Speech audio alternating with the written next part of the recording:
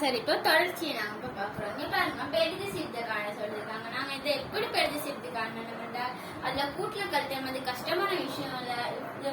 நேரா மறையா நேர்ன்றா இதுல எது பெரியதுன்னு பார்த்து போடுறது, அது மட்டும்தான் விஷயம். இதுல பாத்தீங்கன்னா எது பெருசு 8 பெருசு, இது சின்னது. அதை நாங்க எப்படி எழுதுறது? இப்படிதான் நாங்க எழுதணும். இப்ப இதை எப்படி எழுதுறது? இதுல எது பெருசு? மறையில எப்பயோ இடது பக்கம் வருது, எப்பயோ சிறிதாக இருக்கும். பூஜ்ஜியத்துக்கு பக்கத்துல இருக்கு மறை ஒன்று மாத்தினதான் ஒரு அளவு பெரிய எண்ணாக இருக்கும். இப்ப இது சிறிய எண், இது பெரிய எண்ணாக போகும். இதை எப்படி எழுதணும்? இவ்வாறு எழுதணும். இதுவும் அதே மாதிரி. இதை எப்படி போறது? இது சிறிய எண், இது பெரிய எண். இது அவ்வளவுதான். இது இப்ப பாருங்க, நான் ஒரு கூட்டல் ஒன்று நான் சொல்லி கொடுக்குறேன். இப்ப இப்படி வந்தா நீங்க என்ன செய்வீங்க? இந்த கூட்டல்ல இவ்வாறு வந்தா நீங்க என்ன செய்வீங்க? அதுக்கு ஒண்ணுமே தேவையில்ல.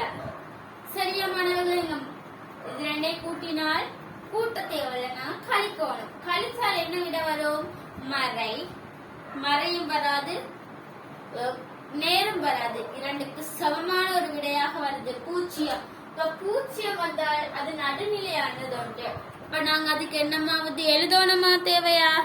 எழுத தேவையில்ல. இத பாருங்க, இது நடுநிலையானது. இத ரெண்டே கூட்டணும். சரியா? ஒரே டிப்ல கூட்டி பார்த்தா இதுல இது ரெண்டு பெரிய எண்ணாக இருக்கு. எதுல பெரிய? இதுதான் பெரிய.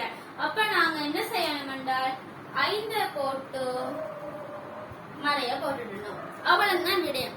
நான் நினைக்கிறேன் இந்த பாடம் உங்களுக்கு கிளியரா புரிஞ்சிருக்கும். இதோட நான் முடிக்கிறேன். நன்றி, வணக்கம்.